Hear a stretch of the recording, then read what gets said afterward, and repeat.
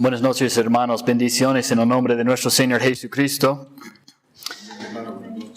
Esta noche vamos a comenzar un estudio de la historia de la Biblia, ¿no? El libro más importante en nuestras vidas, el libro más importante en todos los siglos, realmente, la Biblia, la palabra de Dios, las escrituras sagradas. Y vamos a ver unas cosas esta noche y 2 o 3 noches más, creo, vamos a tener este estudio. Esta noche vamos a hablar de un poco de los santos hombres y los 66 libros. Y en el domingo que viene vamos a hablar de unas pruebas de la Biblia, de su veracidad. Y después vamos a hablar de la traducción de la Biblia y cómo es que realmente tenemos la palabra de Dios en español. No, una bendición realmente. Y entonces vamos a hablar desde el principio para tener un base.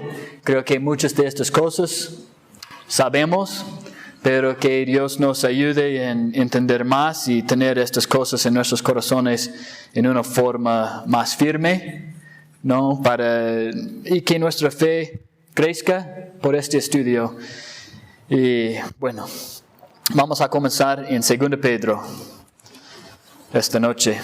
2 Pedro, capítulo 1. Y unos versículos allá. 2 Pedro, capítulo 1, desde versículo 16. Porque no os hemos dado a conocer el poder y la venida de nuestro Señor Jesucristo siguiendo fábulas artificiosas, sino como habiendo visto con nuestros propios ojos su majestad. Pues cuando Él recibió de Dios Padre honra y gloria, le fue enviada desde la magnífica gloria una voz que decía: Este es mi Hijo amado, en el cual tengo complacencia. Y nosotros oímos esta voz enviada del cielo, cuando estábamos con Él en el Monte Santo. Tenemos también la palabra profética más segura, a la cual hacéis bien en estar atentos como a una antorcha que alumbra en lugar oscuro, hasta que el día esclarezca y el lucero de la mañana salga en vuestros corazones. Entendiendo primero esto, que ninguna profecía de la Escritura es de interpretación privada, porque nunca la profecía fue traída por voluntad humana, sino que los santos hombres de Dios hablaron siendo inspirados por el Espíritu Santo. Pedro comienza acá en hablar de una experiencia grande que había tenido. La experiencia en ser testigo a la transfiguración de nuestro Señor Jesucristo. No había mucha gente allá, solo 3 fueron invitados, ¿no? Pedro, y Juan y Jacobo, estos 3, ¿no? Y era una experiencia grande cuando Jesucristo se transformó.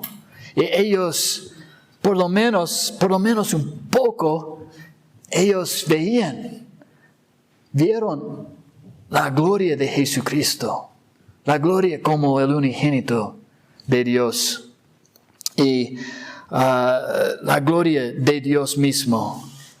Y también, no solo a Jesucristo transformado, pero a Moisés y a Elías. ¿No? Y para un judío, no, para mí sería muy hermoso, no, ver esta cosa. Pero yo creo que para un judío, para ver a Elías y a Moisés, ¿no? Un representante de los profetas y otro de la ley, ¿no? Ahí con Jesucristo, ¿no? Hablando. Y era una experiencia que impactó realmente a estos 3 hombres. Y Pedro está diciendo, estuve ahí en este monte. Y no solo eso, escuché la voz del Padre cuando Él proclamó que Jesucristo era su Hijo. Una experiencia grande, realmente, ¿no? Es fácil a veces cuando tenemos experiencias de poner nuestra fe o nuestra confianza dentro de estas experiencias. Pero Pedro dice algo interesante acá. En versículo 19 dice, tenemos también la palabra profética más segura de esta gran experiencia, más segura que mi tiempo caminando con Jesucristo en esta tierra físicamente. Yo tengo la palabra de Dios, la palabra profética más segura. Nuestra fe y nuestra confianza no debería ser basada en nuestras experiencias. Dios puede usar experiencias, no digo no. Y podemos tener experiencias maravillosas. Hablamos un poco esta mañana de unas personas, unos hermanos de la iglesia que recién fueron sanados, ¿no? De unas enfermedades o dificultades. Y son experiencias grandes para ellos y para nosotros como iglesia, pero aún más para ellos. Pero nuestra fe no tiene por base estos milagros o estas experiencias. Nuestra fe tiene por base la palabra de Dios. Y esto es lo que Pedro está diciéndonos, que la palabra de Dios es digno de nuestra confianza, es digno de nuestra fe, es digno de ser estudiado. Deberíamos estudiar, leer, poner en práctica estas cosas, confiar en estas cosas que encontramos dentro de este libro. Versículo 20 dice, entiendo primero esto, que ninguna profecía de la Escritura es de interpretación privada. Solo hay una verdad. Solo hay una verdad. No hay varias verdades. Solo hay una interpretación de la Biblia. Hay otros grupos, un grupo allá que dice, bueno, este pasaje significa esta cosa. Grupo allá que dice otra cosa. Hermano allá que dice otra cosa. Pero necesitamos entender que solo hay una sola interpretación de las Escrituras. ¿Y por qué? ¿Por qué hay solo una interpretación? Dice en versículo 21, porque nunca la profecía fue traída por voluntad humana. No es de nosotros, no es de un hombre. La profecía, las Escrituras, la Biblia, no nos fue traído como doctrina o enseñanza de hombres. Dice, sino que los santos hombres de Dios hablaron, siendo inspirados por el Espíritu Santo.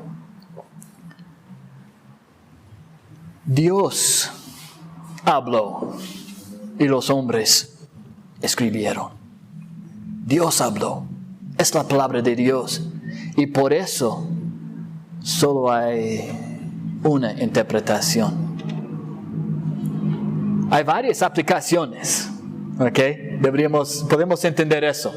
Hay varias aplicaciones en una enseñanza. No podemos leer un versículo y tal vez tiene una aplicación por esta parte de la vida y tiene otra aplicación por otra parte. A veces tiene aplicación por esta vida acá. También tiene aplicación por la vida futura. O tiene aplicación espiritual, otra aplicación literal.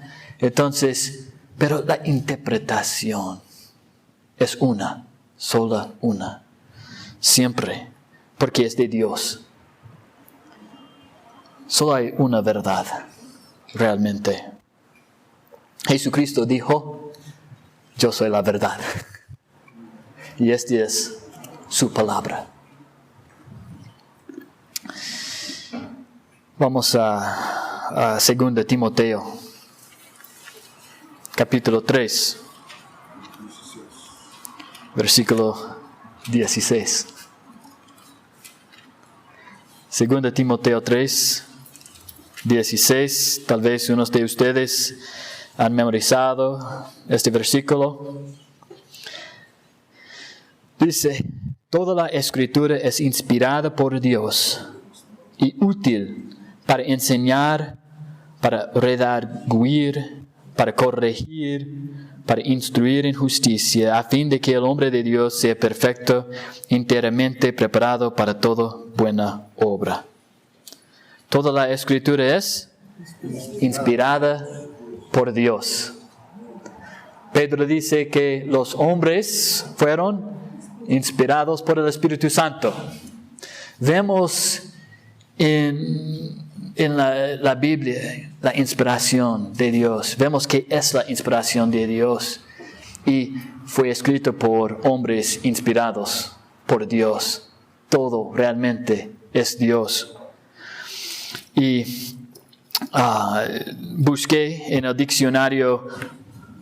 El diccionario se llama Larousse, Diccionario Enciclopédico Usual de la Lengua Española. Dice, inspirar, iluminar Dios el entendimiento de uno y mover su voluntad. Esta es la cuarta definición. Y creo que podemos ver la aplicación de esta definición acá. Dios estaba obrando dentro de los hombres que escribieron este libro, obrando en sus vidas. Movió en sus vidas. Y ellos escribieron según la voluntad de Dios. Ellos fueron inspirados.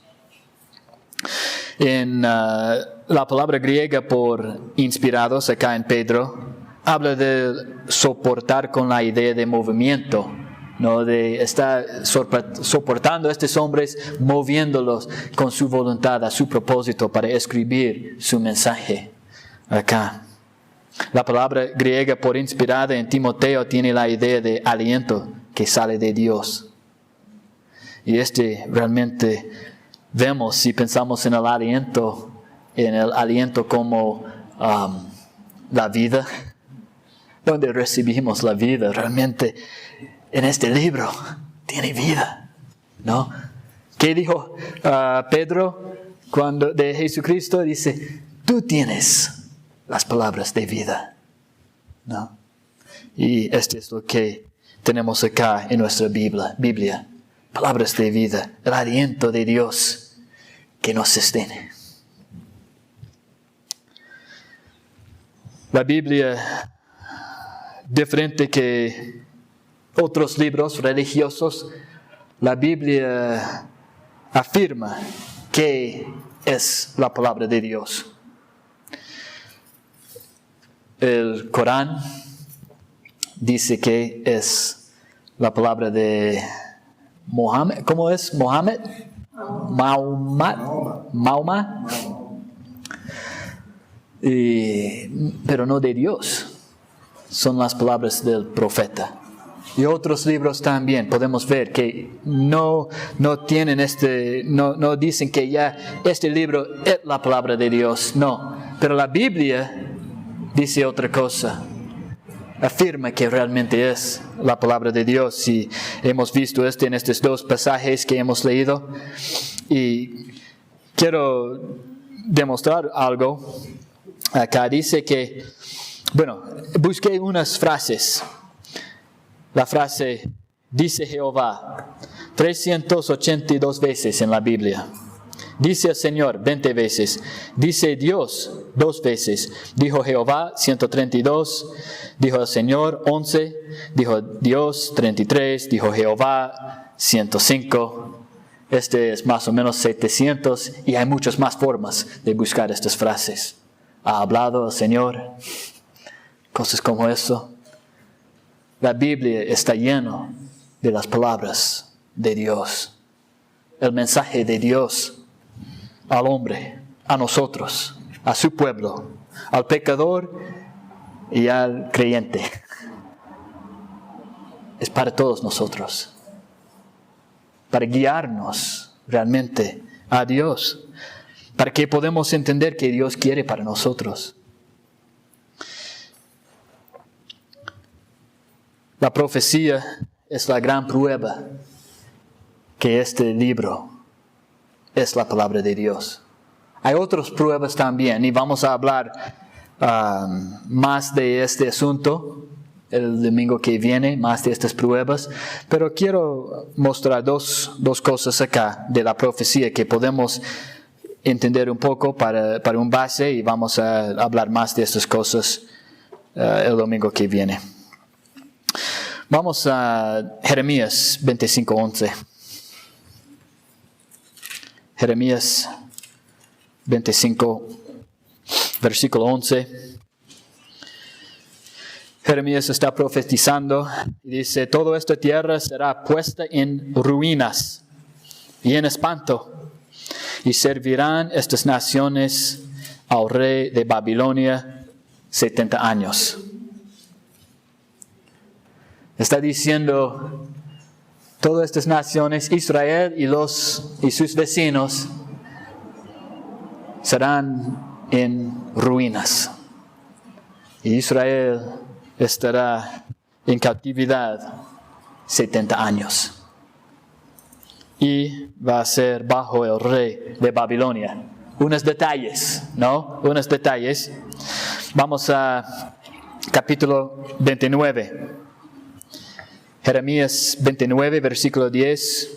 Porque así dijo Jehová, cuando en Babilonia se cumplan los 70 años, yo os visitaré y despertaré sobre vosotros mi buena palabra, para haceros volver a este lugar. Este era antes, cuando todavía había reyes en Israel, reyes en las otras naciones.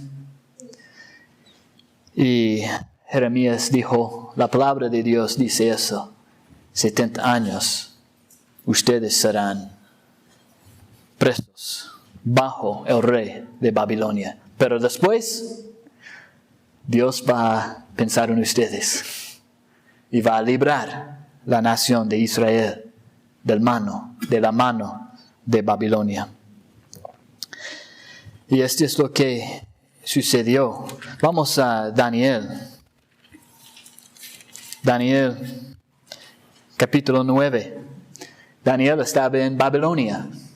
Uno de los presos vivía por todos los 70 años en Babilonia. Dice en versículo 2, en el año primero de su reinado, yo, Daniel, miré atentamente en los libros el número de los años de que habló Jehová al profeta Jeremías, que habían de cumplirse las desolaciones de Jerusalén en 70 años. Él sabía, este era casi para terminar, este 70 años, y Daniel estaba leyendo en Jeremías, este mismo Jeremías que podemos leer, y entendió que solo para 70 años, y él estaba contando su vida, recordando cuando fue traído de Israel, de Jerusalén, para ser eunuco, siervo del rey, como joven. Y estaba contando los años. Casi ha terminado. Casi han terminado. Y su confianza estaba en Dios, en la promesa de Dios, que Dios va a cumplir estas cosas. Vamos al libro de Esdras. ¿Cómo? Daniel 9:2. Sí, estamos en Daniel 9:2. Vamos al libro de Esdras ahora. Después de Segundo Crónicas. Esdras 1, desde versículo 1. En el primer año de Ciro, rey de Persia, para que se cumpliese la palabra de Jehová por la boca de Jeremías, despertó Jehová el espíritu de Ciro, rey de Persia, el cual hizo pregonar de palabra y también por escrito por todo su reino, diciendo: Así ha dicho Ciro, rey de Persia: Jehová, el Dios de los cielos, me ha dado todos los reinos de la tierra, y me ha mandado que le edifique casa en Jerusalén, que está en Judá. Quien haya entre vosotros de su pueblo, sea Dios con él, y suba a Jerusalén, que está en Judá, y edifique la casa de Jehová, Dios de Israel. Él es el Dios, la cual está en Jerusalén. Y todo el que haya quedado en cualquier lugar donde more, ayúdenle los hombres de su lugar con plata, oro, bienes y ganados, además de ofrendas voluntarias para la casa de Dios, la cual está en Jerusalén. Y este fue 70 años después. Y unas personas dicen: bueno, tenemos en un mismo libro, tal vez estas cosas fueron escritas en el mismo momento, pero este no es el caso. Jeremías fue escrito, bueno, el ministerio de Jeremías era entre 627 y 582 antes de Cristo. Y Esdras escribió este libro en 450 antes de Cristo, unos siglos después de la profecía de Jeremías. Dios es un Dios que sabe el futuro, ¿no? Y por eso Él puede decir cosas con detalle, ¿no? Exactamente 70 años, ¿no? Exactamente va a ser ruinas, y este era el caso. Ellos tuvieron que reedificar todo Jerusalén, todo el templo, y era bajo el rey de Babilonia. Hay otra profecía que yo quiero mencionar ahora. Esta es la clausura de la puerta dorada u oriente en Jerusalén. Y tenemos acá un dibujo, muy hermoso mi dibujo de esta puerta en Jerusalén. Okay. Y vamos a leer unos pasajes. Ezequiel 44.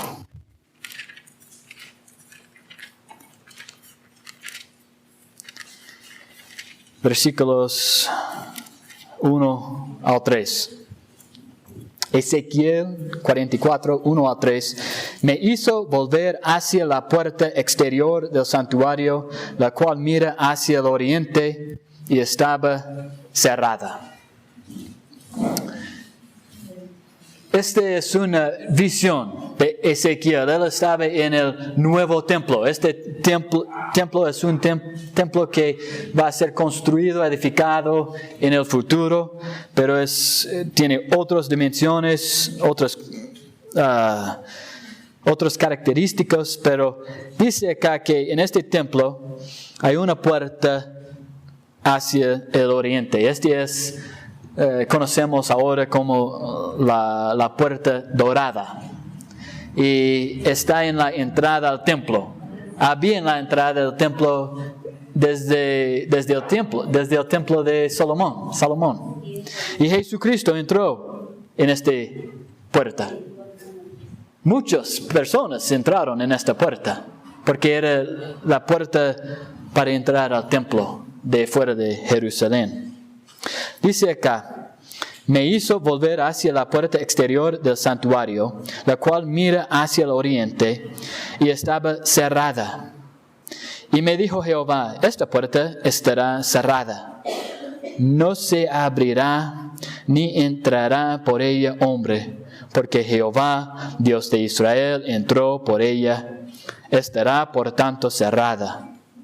En cuanto al príncipe, por ser el príncipe, él se sentará allí para comer pan delante de Jehová, por el vestíbulo de la puerta entrará, y por ese mismo camino saldrá. ¿Qué está diciendo acá? Que esta puerta será cerrada. Será cerrada. Pero durante el milenio, el príncipe va a entrar por esta puerta. Y va a ser cerrada ¿por qué? Dice, porque Jehová, Dios de Israel, entró por ella. Jesucristo entró por esta puerta. Dentro de los siglos después, Jerusalén y el templo fueron destruidos, reedificados, destruidos, reedificados, destruidos, reedificados. Siempre los muros y las puertas reedificados. Pero en el año 1517, Suleimán el Magnífico, un turco, reconstruyó los muros y esta puerta. Un turco vino a Jerusalén y reconstruyó, reedificó todo esto. Y la puerta estaba abierta para usar. Y después de construir y reedificar todo, cerró la puerta con piedras.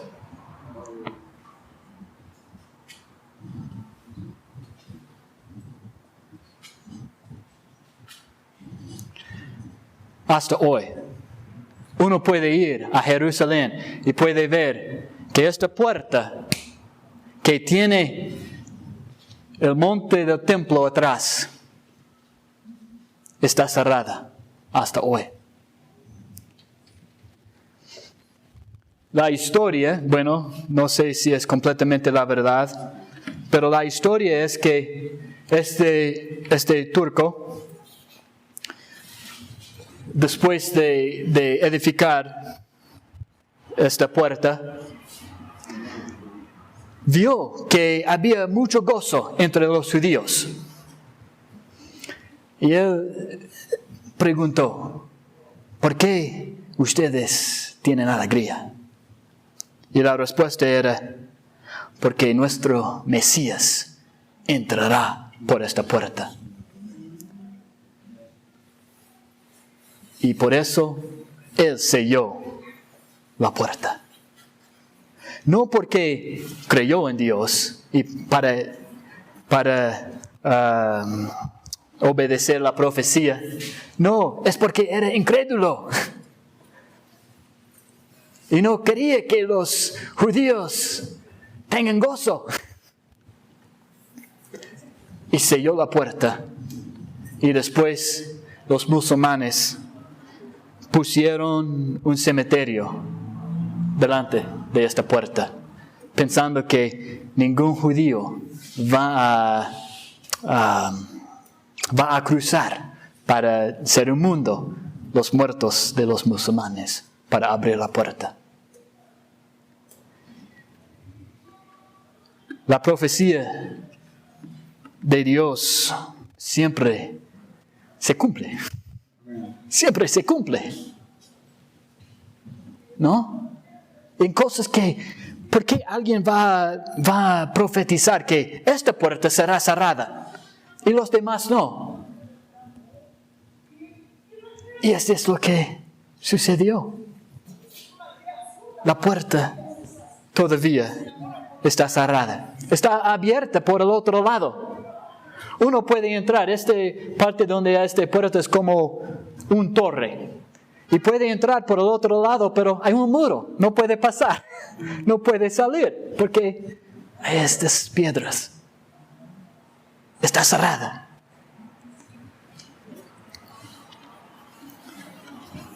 Vamos a hablar más adelante más de las profecías, porque creo que es importante que entendamos que realmente podemos confiar en este libro. En el libro de Ezequiel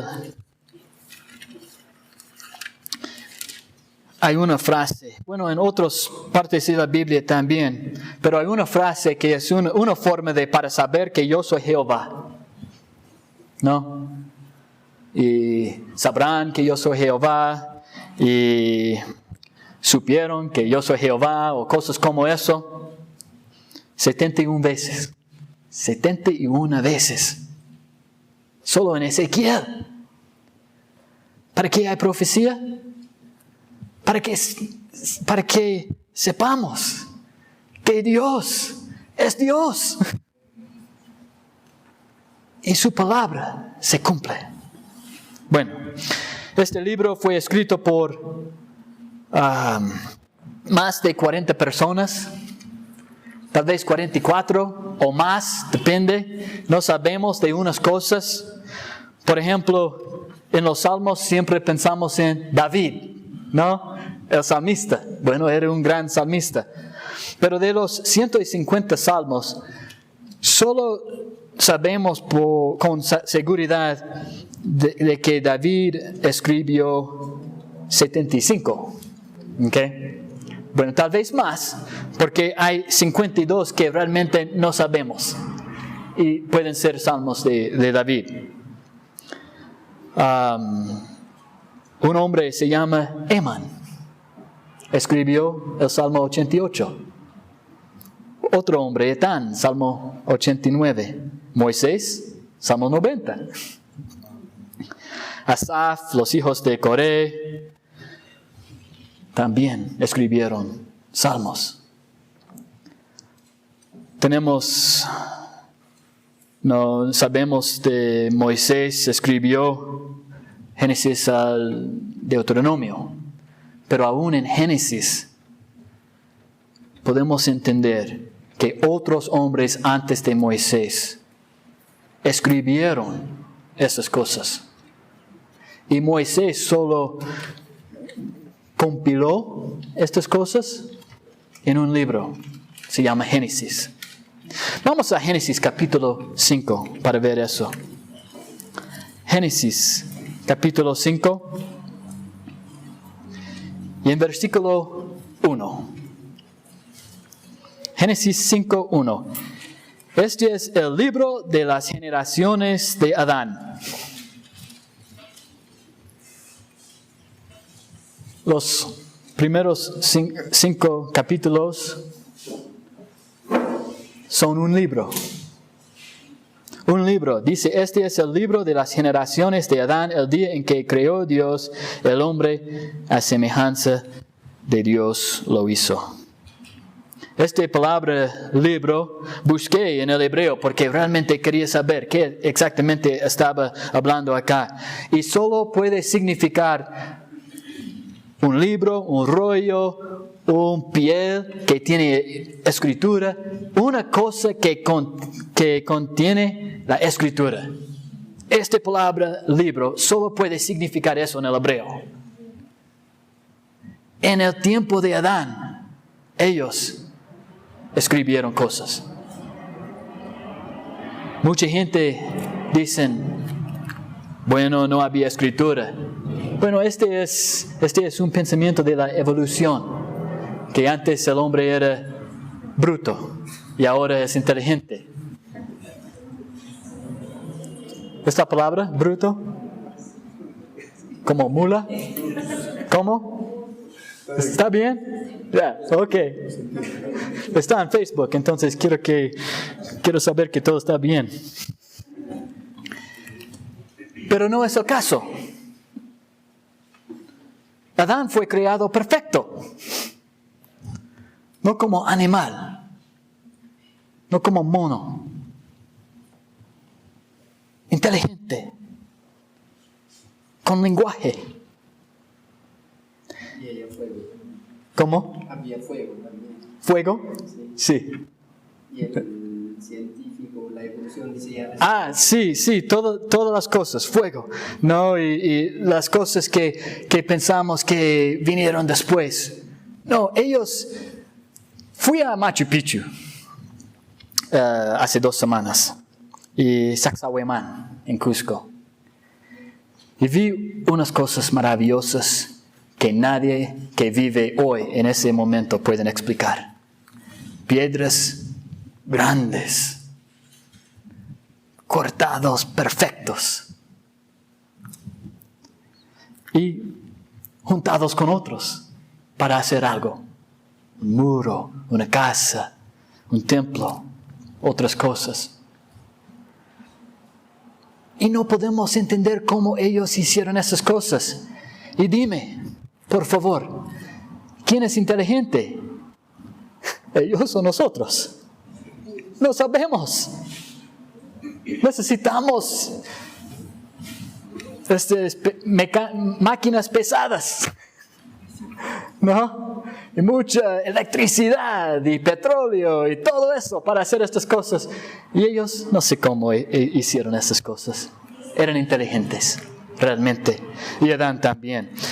Vamos al libro de Job, capítulo 19. Quiero ver otra cosa acá en cuanto a libros, a la escritura.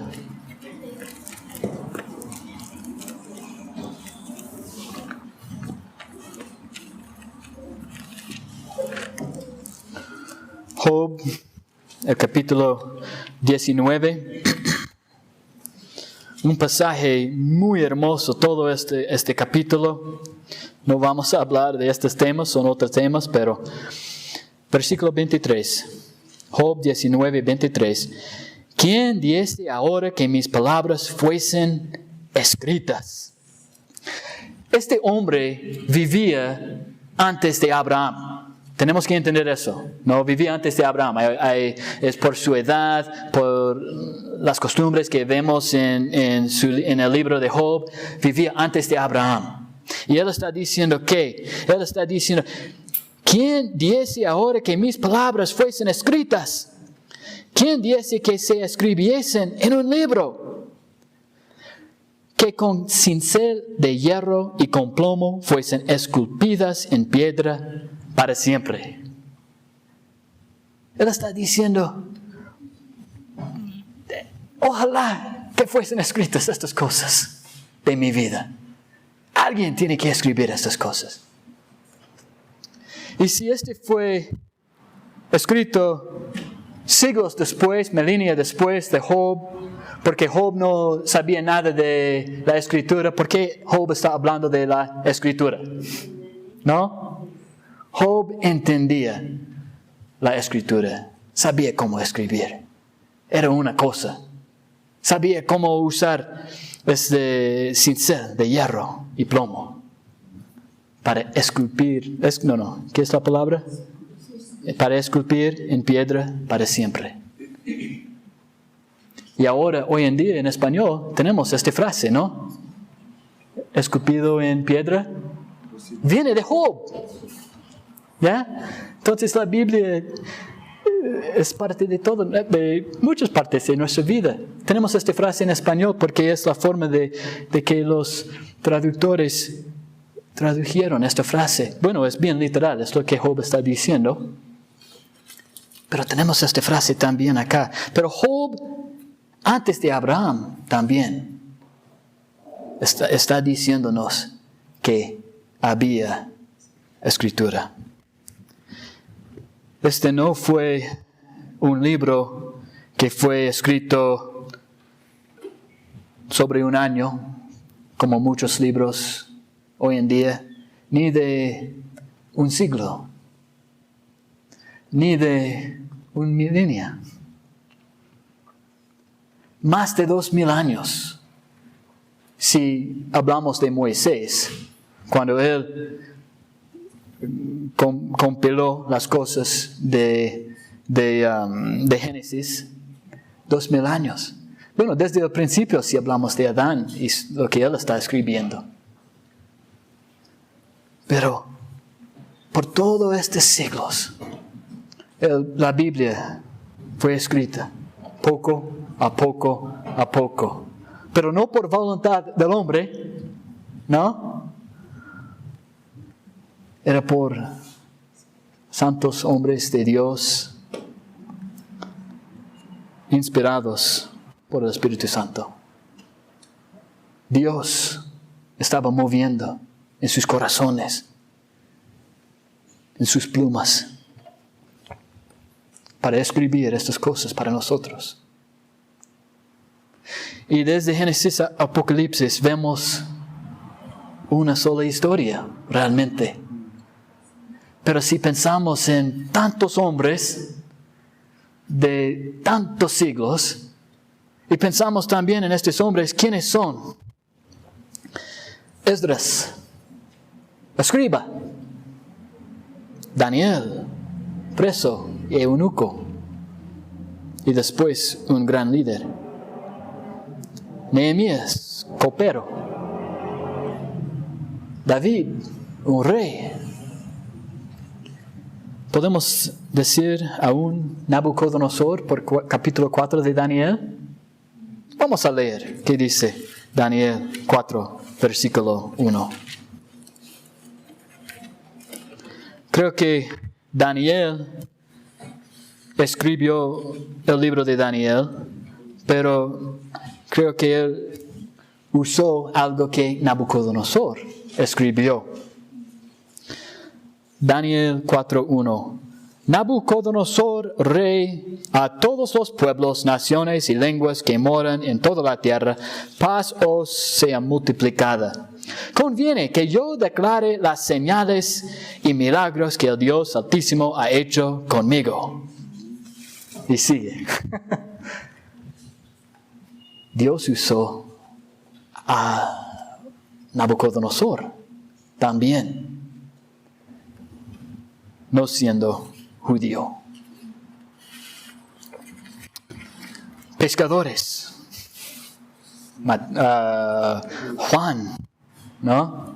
Pedro. Un perseguidor y fariseo. Pablo.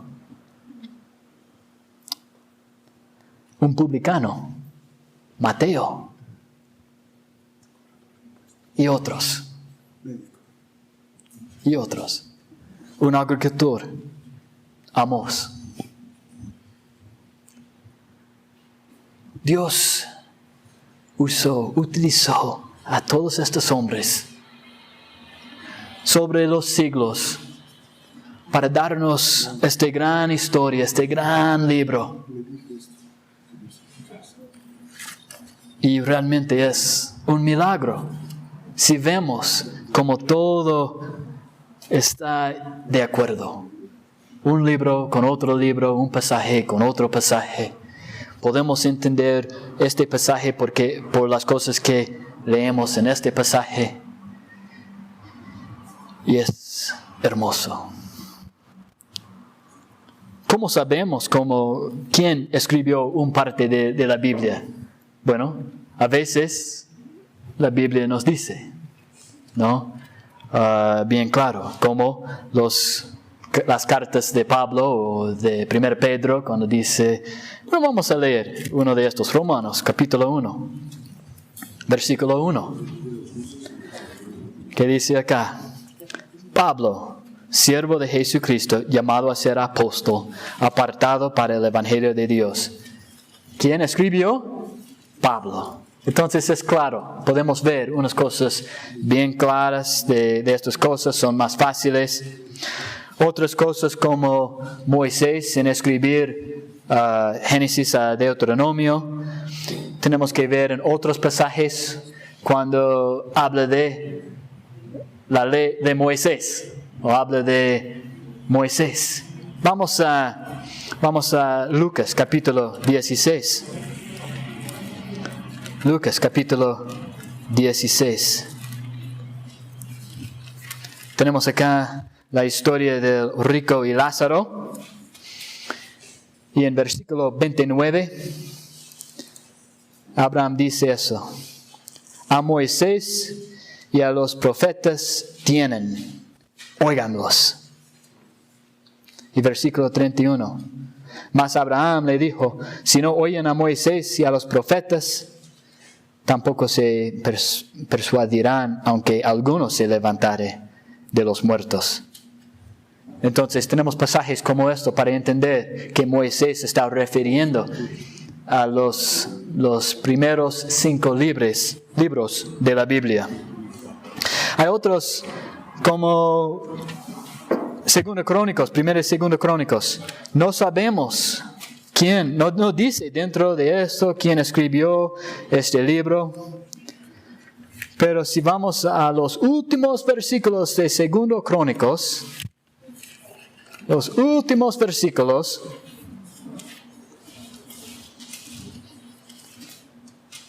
es capítulo 36, versículo 22, dice acá, mas el primer año de Ciro, rey de los persas, para que se cumpliese la palabra de Jehová por boca de Jeremías, Jehová despertó el espíritu de Ciro, rey de los persas, el cual hizo pregonar de palabra y también por escrito por todo su reino, diciendo, así dice Ciro, rey de los persas. ¿Hemos leído algo similar a esto? Esdras. Capítulo 1, versículo 1, en el primer año de Ciro, rey de Persia, para que se cumpliese la palabra. Entonces termina 2 Crónicas en exactamente la misma forma que comienza Esdras, y por eso podemos decir con mucha seguridad que Esdras escribió las Crónicas. Entonces, esta es la forma de buscar, de usar escritura con otra escritura, pasaje con pasaje. También a veces personas usan la forma de escribir, de decir, y también podemos ver que esta es la forma de esta persona de escribir cosas, ¿no? Pero a veces realmente no sabemos. Y creo que Hebreos es uno de los libros que realmente no sabemos. Puede ser Pablo, Pedro, ¿no? Unos dicen, bueno, era Pablo. Pero otros dicen, pero sí es Pablo, porque todas las otras cartas de Pablo comienzan con Pablo, ¿no? Pero Hebreos no. Y bueno, ellos dicen, bueno, es porque él estaba escribiendo a los judíos y él quería esconder su identidad un poco. Bueno, puede ser. Otros dicen, bueno, era Pedro porque era su ministerio más a los hebreos, los judíos, que a Pablo. Otros dicen otras personas, Priscila, Aquila, otros Bernabé, otros Apolo. Yo creo que Apolo, hay muchas cosas de Apolo que podemos ver, tal vez es de Apolo, pero tampoco realmente podemos decir con mucha seguridad de quién es. Pero lo que sabemos es que Dios movió en los corazones de estos santos hombres para escribir su mensaje para nosotros. Y usó varios tipos de personas, culturas un poco diferentes, siglos bien diferentes, eventos, situaciones distintos, pero todo está un solo libro, aunque sea 606 libros. Un milagro realmente que podemos ver en el libro se llama la Biblia.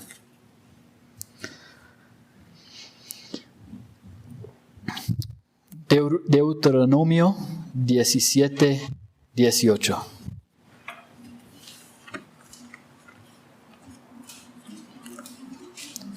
Deuteronomio 17, 18. ¿Quién escribió Deuteronomio? Moisés. ¿Cuántos reyes había durante el tiempo de Moisés en Israel? Ninguno. ¿Ya? era unos siglos después, cuando ellos tuvieron el primer rey. Dice acá, Deuteronomio 17:18. Y cuando se siente sobre el trono de su reino, está hablando de un rey, entonces escribirá para sí en un libro una copia de esta ley del original que está al cuidado de los sacerdotes levitas. Está bien importante. Moisés está profetizando. El deseo realmente de Dios no era que Israel tenía un rey. Su deseo era confiar en Dios solo. Pero vino el momento cuando ellos, en su rebelión, dijeron, danos un rey. Danos un rey.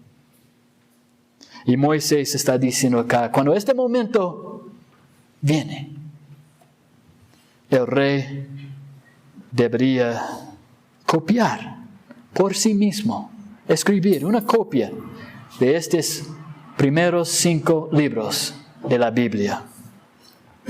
Este no significa que el rey tenía la oportunidad de ir a la Avenida Independencia para hacer una copia. ¿Ya? 5 soles. No. Por su mano. Por su mano. Tenía que escribir.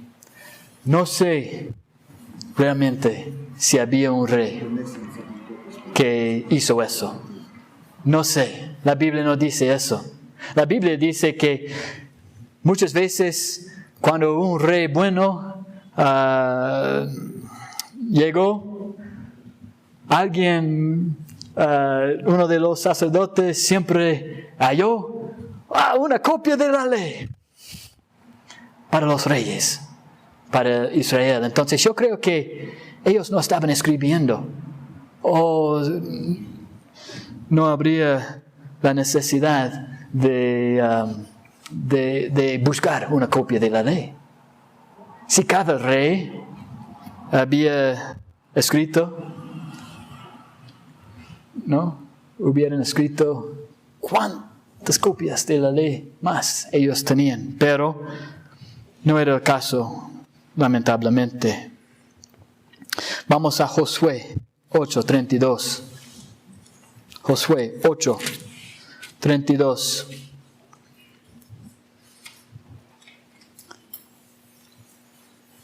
Bueno, vamos a comenzar con versículo 30.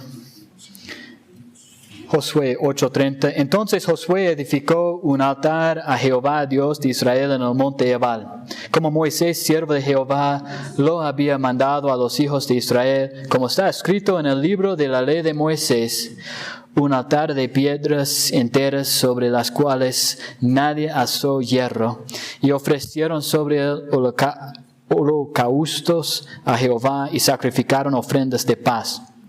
También escribió allí sobre las piedras una copia de la ley de Moisés, la cual escribió delante de los hijos de Israel. Vemos en estos versículos varias formas de escribir, de la palabra escribir.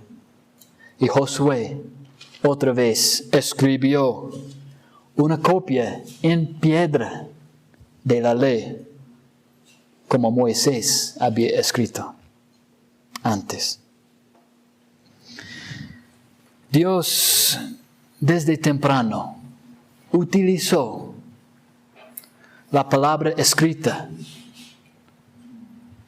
para conservar su mensaje a nosotros, para preservar su mensaje, su libro, su palabra. Esta es la forma que Dios ha escogido, ha elegido para nosotros también. Y en el mismo momento que utilizó la escritura, Él prohibió las imágenes. No digo que no podemos usar dibujos de las historias de la Biblia para enseñar a niños. Pero deberíamos usar cuidado. Deberíamos usar cuidado. Porque muchas veces en los dibujos, o puede ser a veces, tal vez no muchas veces, pero a veces en los dibujos hay cosas que realmente no son parte de la Biblia. Este aplica a las películas también de la Biblia, o dibujos animados de la Biblia. Y deberíamos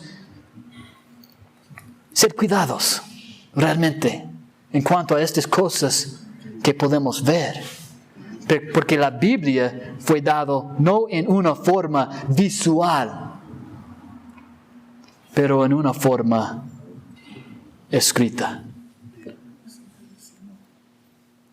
Hay una diferencia. Las cosas que vemos a veces se pegan en nuestras mentes, aunque no sea la verdad que está en la Biblia. Y cuando leemos este pasaje, hay un peligro que esta imagen viene al mente y que rompe lo que realmente la Biblia está enseñándonos. Un ejemplo, hace 2 años, 3 años, no recuerdo, estuve en un restaurante y era la Semana Santa. ¿Y qué vemos en los televisores en la Semana Santa acá en Perú? Todas las películas de la Biblia, ¿no? Y una de las películas estaban allí y era del Éxodo, no sé cómo se llama esta película. Y en este momento había cuando los codornices vinieron.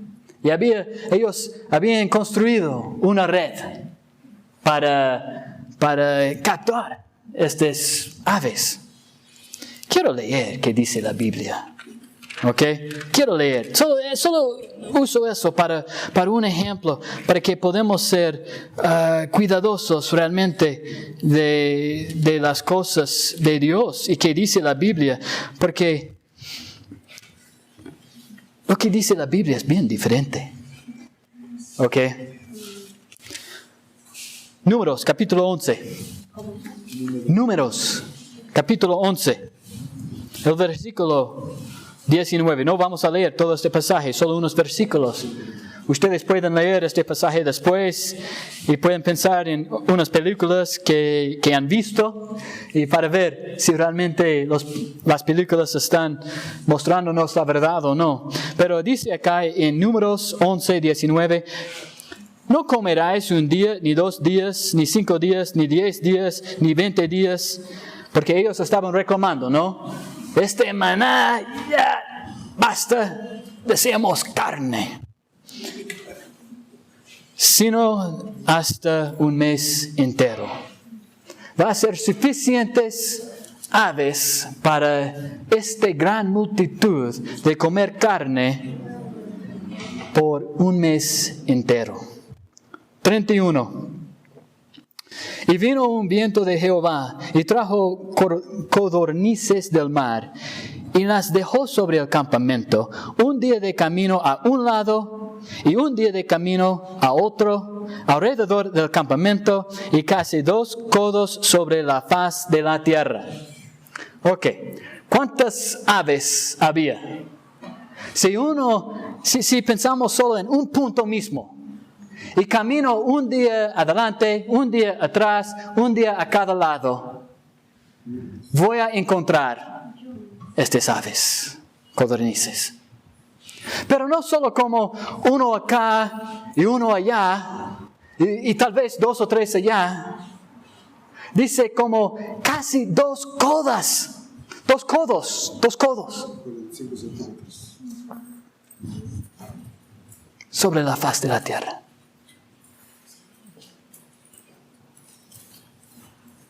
¿Cuál película nos muestra eso? Tenemos que usar cuidado. La Biblia fue escrita. Dios no nos dio una película. nos dio un libro. Lamentablemente hoy en día el leer no es tan popular. De cualquier cosa, ¿no? Es menos y menos popular. Deberíamos tomar tiempo cada día leer la Biblia. Porque esta es la forma que Dios usa para darnos su mensaje. Bueno, quiero hablar un poco también de los escribas y su obra. Y voy a terminar.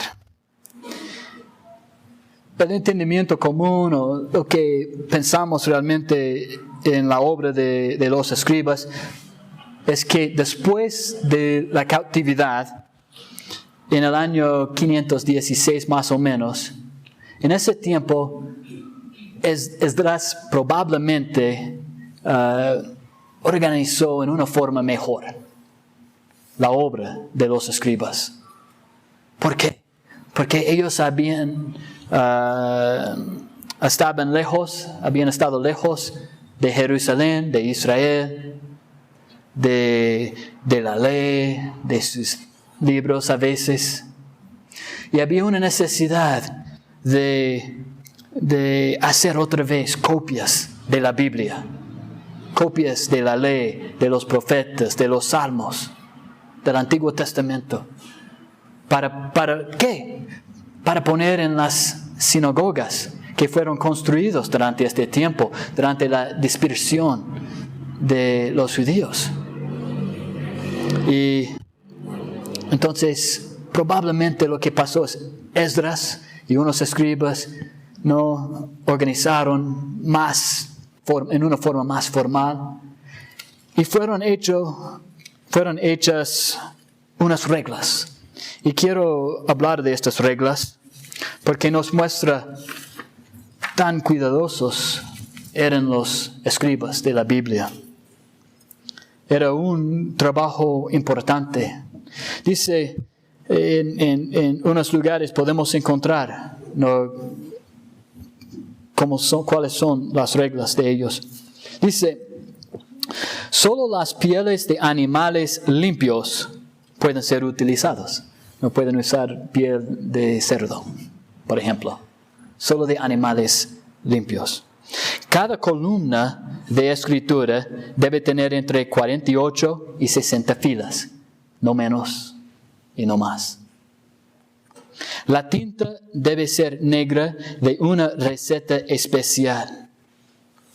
Debe hablar cada palabra al escribirla, ¿no? Vocalizar mientras están escribiendo. Debe limpiar la pluma al lavar el cuerpo.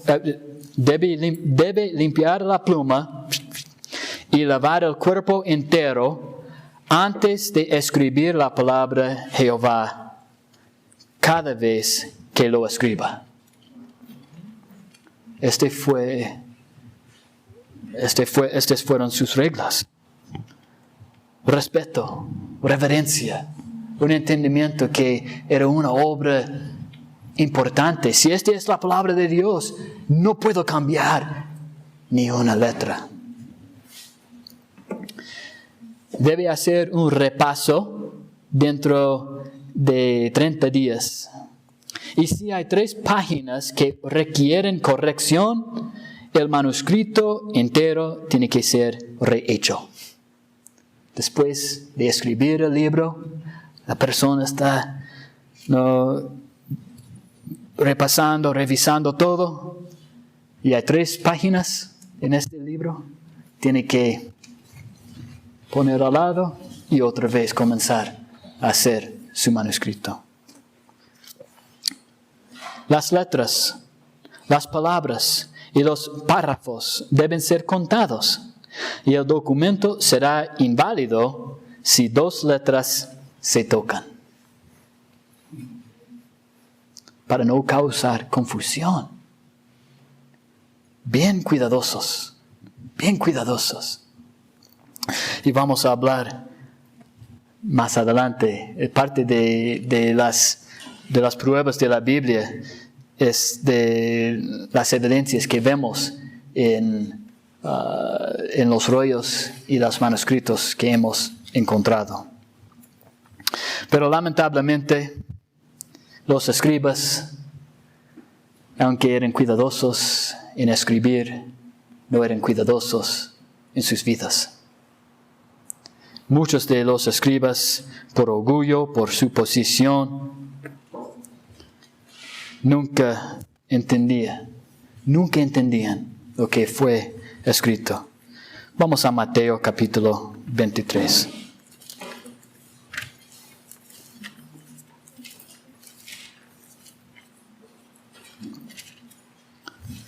Mateo capítulo 23.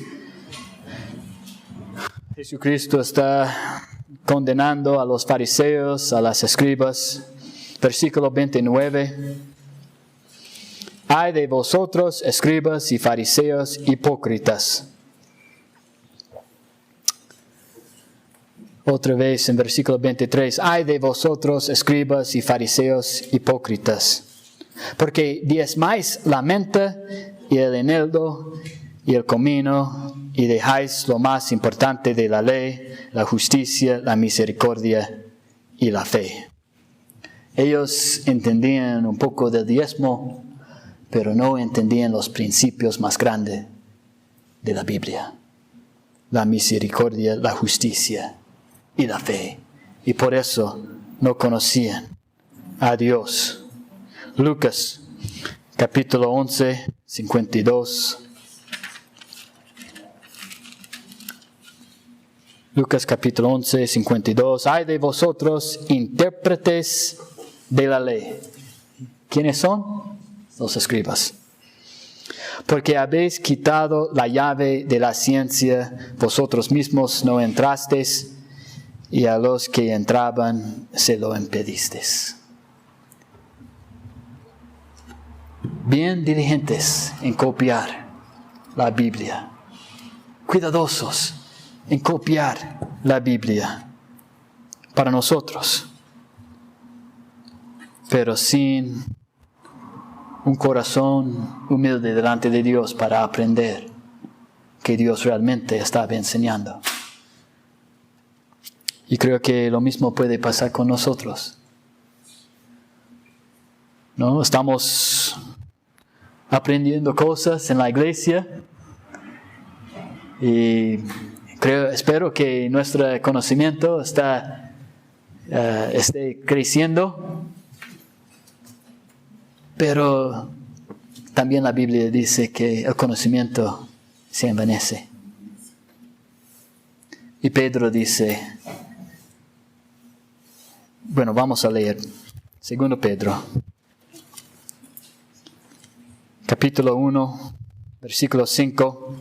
Vosotros también, poniendo toda diligencia por esto mismo, añadid a vuestra fe virtud, a la virtud conocimiento. Si no tenemos fe y no tenemos virtud, nuestro conocimiento solo nos va a envanecer. Nos va a envanecer. Necesitamos fe y virtud. ¿Y dónde encontramos estas cosas? En la palabra de Dios. Dios usó santos hombres, no santos por sus mismas obras, santos porque tenían fe en Dios, usados, inspirados, movidos por Dios. Y tenemos 66 libros escritos sobre 2000 años. Que Dios nos ayude en poner mucha importancia en su palabra. Que Dios nos ayude en evaluar realmente lo que Dios nos ha dado, ¿no? Lo que Dios nos ha dado, una historia de los siglos, conservada, preservada y ahora en nuestro idioma, para que podamos leer y entender y buscar a Dios con un corazón limpio. Gracias, hermanos.